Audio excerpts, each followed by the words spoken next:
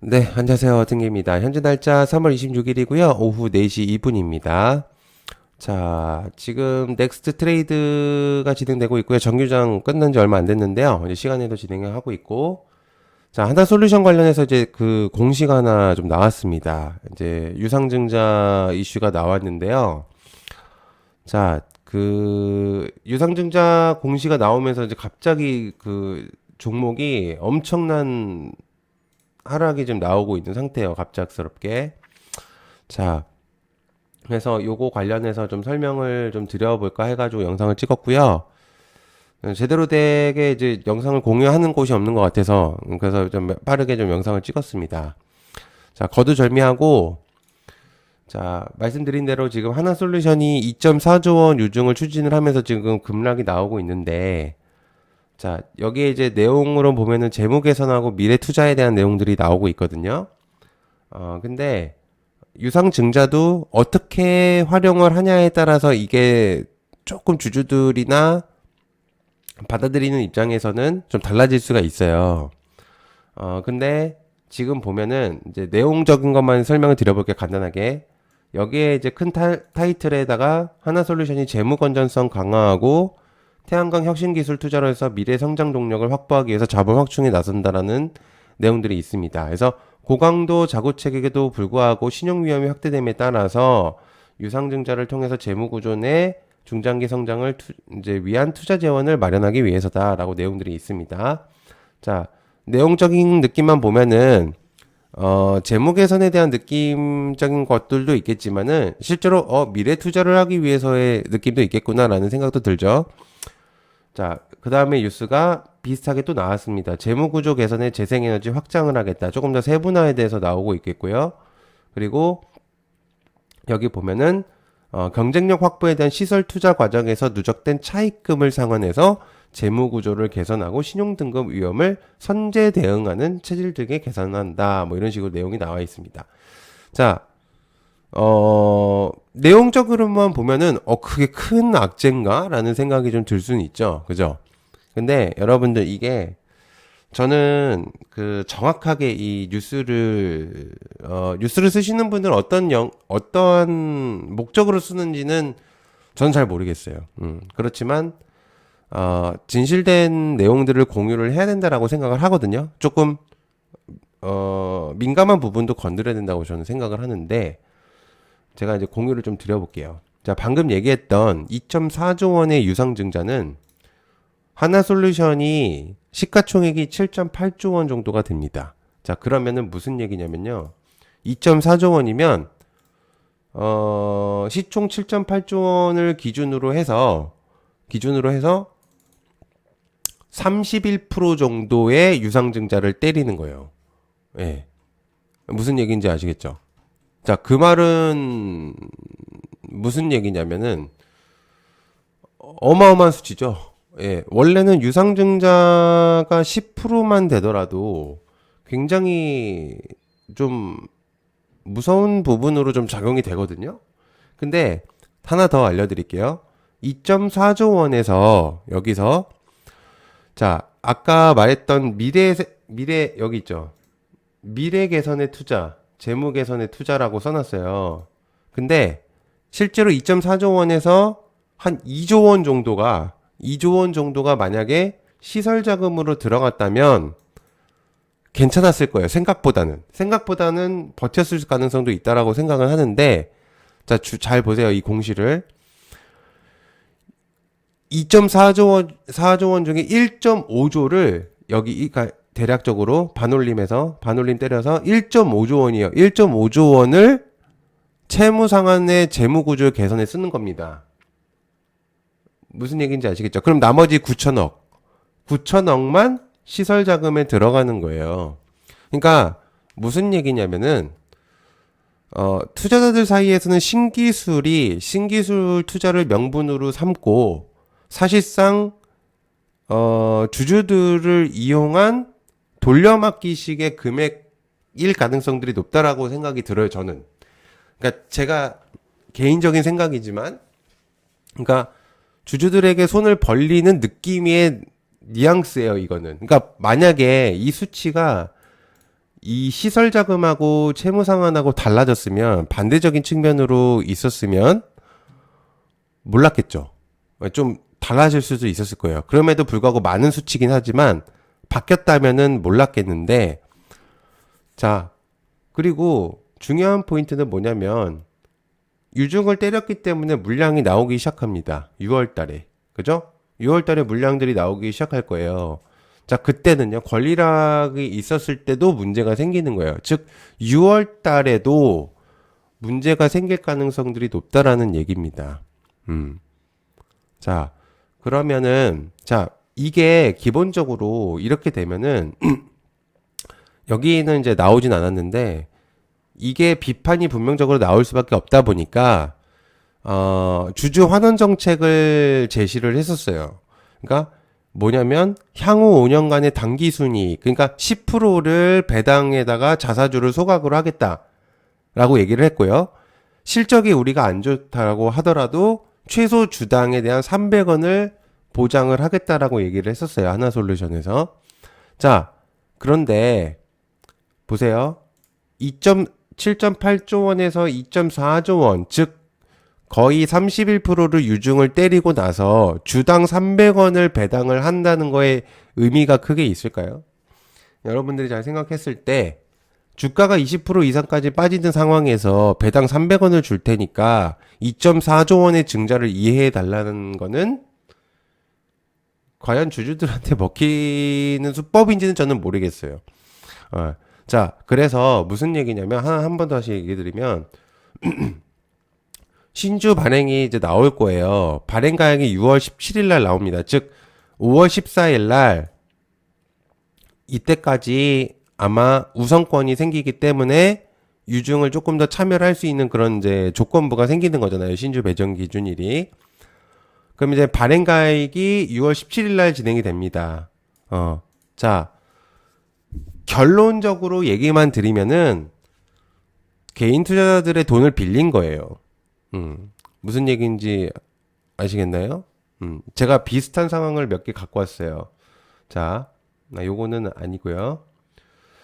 과거에 그 LG 디스플레이는 뺄게요. 얘는 좀 올라갔으니까.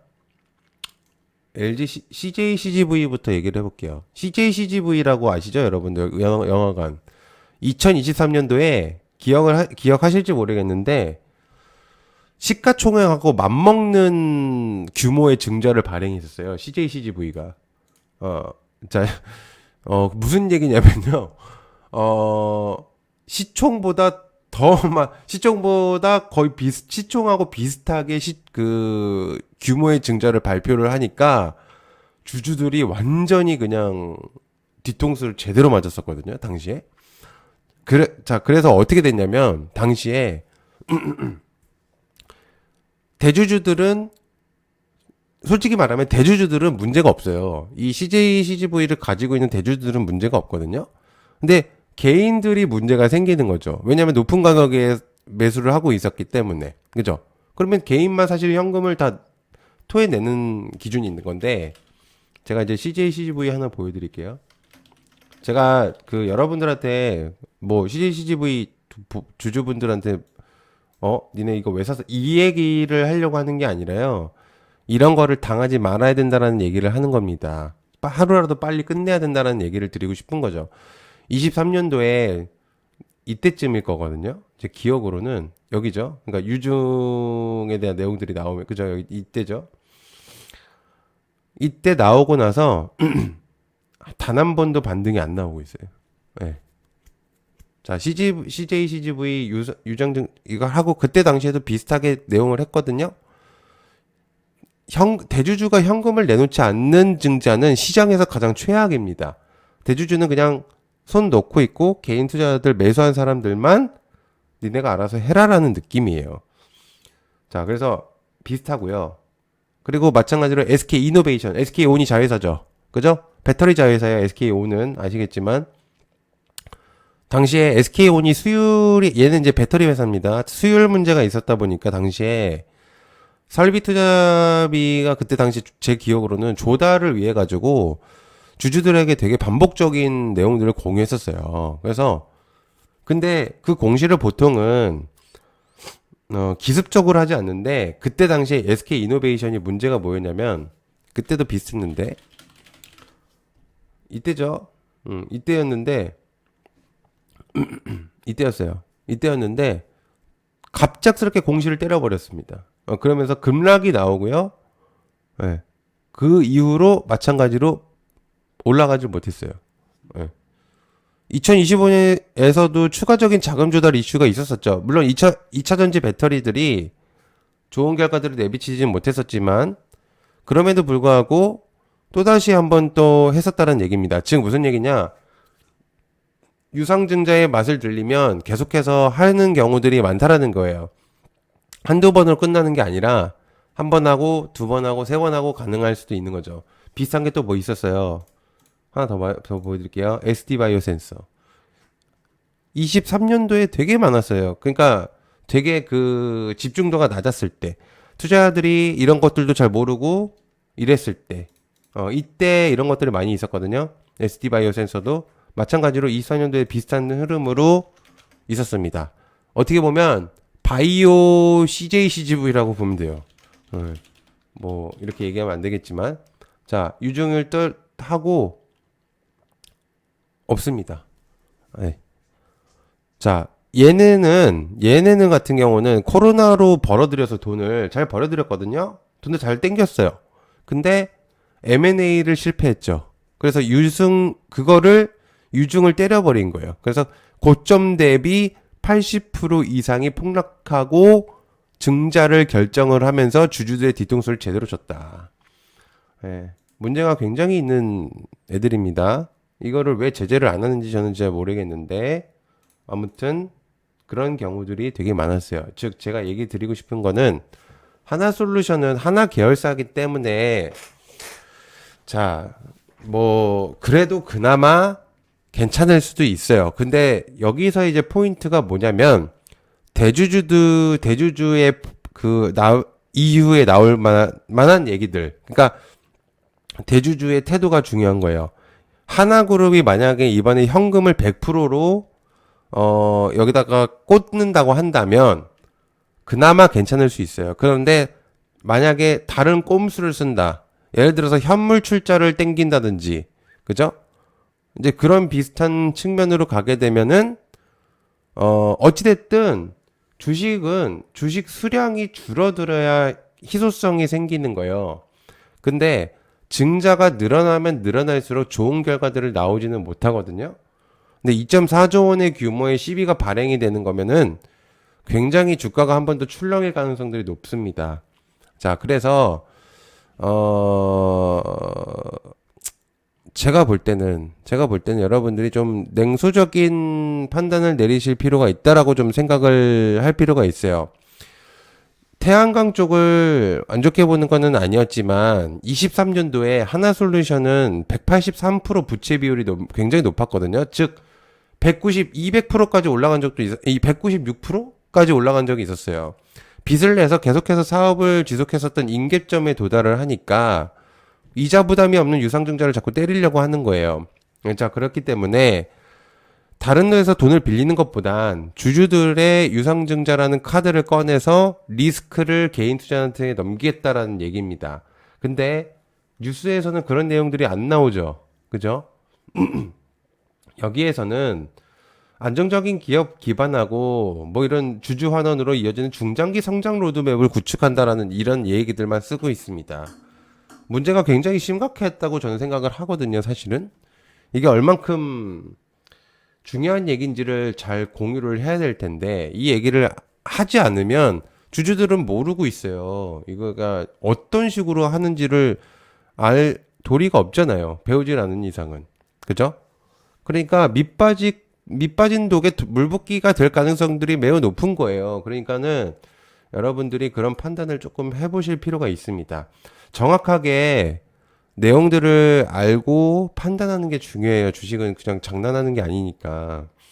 그래서 여러분들이 이제 그런 부분들을 토대로 해서 제가 이제 공유를 드린 거고, 참고로 말씀드리면 제가 뭐 하나솔루션이나 지금 방금 얘기했었던 그런 종목들을 비판적인 시견으로 바라보는 건 아니에요. 근데 앞으로도 이런 것들이 얘네 말고도 엄청나게 많을 거란 말이에요. 다른 종목들도. 그러니까 그런 것들을 여러분들이 하기 위해서는 앞에 있는 것들만 보는 게 아니라 자체적으로 안에 있는 것들을 조금 냉철하게 보실 필요가 있다라는 얘기입니다. 자, 그래서 이제 그런 부분들 이제 설명을 잠깐 드렸고요. 뜬개미 채널에는 저는 있는 그대로만 얘기를 합니다. 그래서 구독 한 번씩만 꼭 부탁드리고 중요한 이슈도 있으면 공유 드릴 테니까 한번 봐주시면 감사할 것 같습니다. 시청자 감사하고요. 고맙습니다. 감사합니다.